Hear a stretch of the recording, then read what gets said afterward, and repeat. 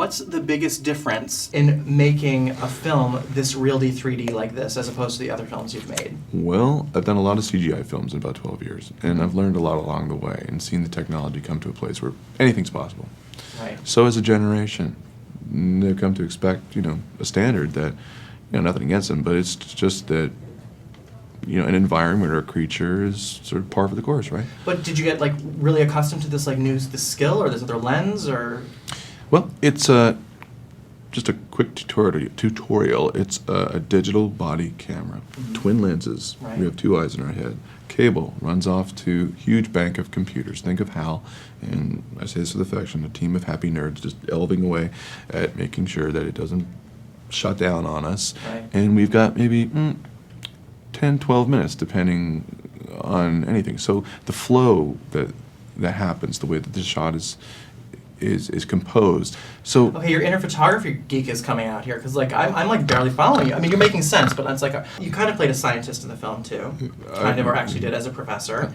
And did you have moments where you're like, oh, this is going to look so cool 3D? Because you're also thinking as a producer too. yes, it's important that he was.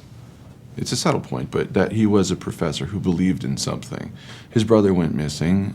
His brother's son, who's the professor's nephew, they're coupled together in this sort of not really like you kind of relationship.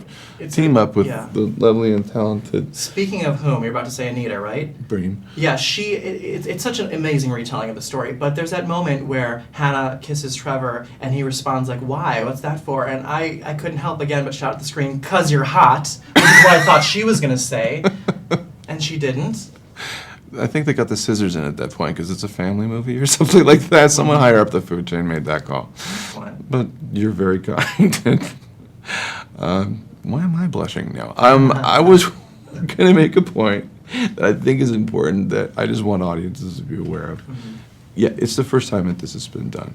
And the cool thing about this movie is that it makes the audience the star of the movie.